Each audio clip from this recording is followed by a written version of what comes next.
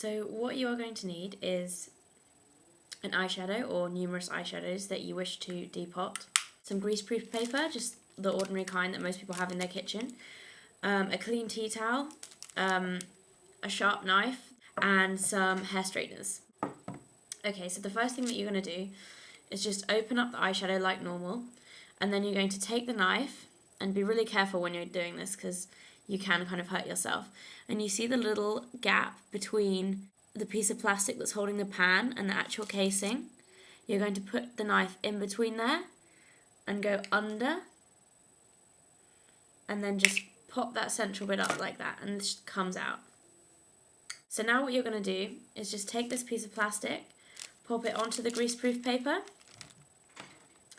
and then put it onto your hair straighteners and leave it for 20 seconds. Okay, so when you've done that, this should be a little bit stuck to the bottom there, and as you can see, the plastic on the bottom is melting.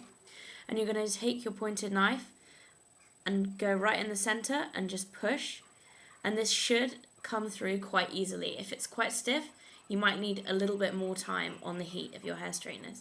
So once it's up like that, you can see that the eyeshadow has been pushed up to the side.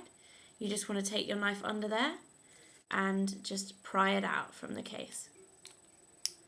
Okay, so the metal is going to be really hot, so what you want to carefully do is just place this upside down on your clean tea towel.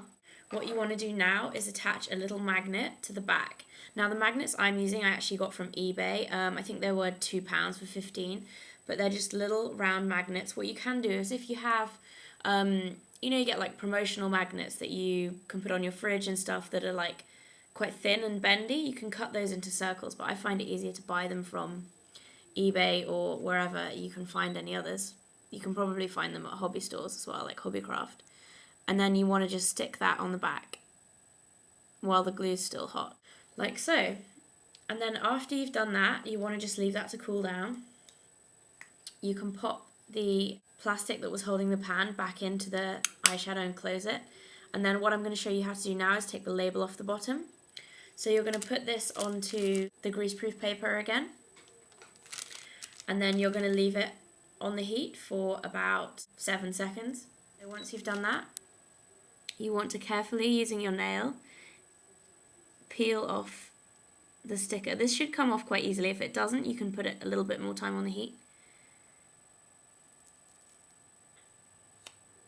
Okay, so that should peel off, and when you've done that, you can just stick this on the back of the eyeshadow, like so. The labelling is a bit messy because the labels are actually the same size as the eyeshadows. They are different, and they will look different to if you buy them in the pan form already.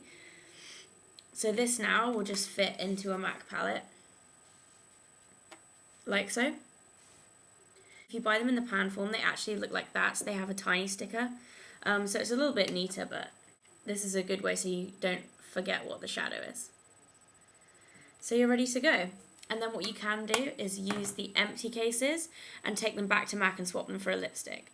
There's a lot of rumours kind of on the internet about whether or not you can actually use these for back to MAC.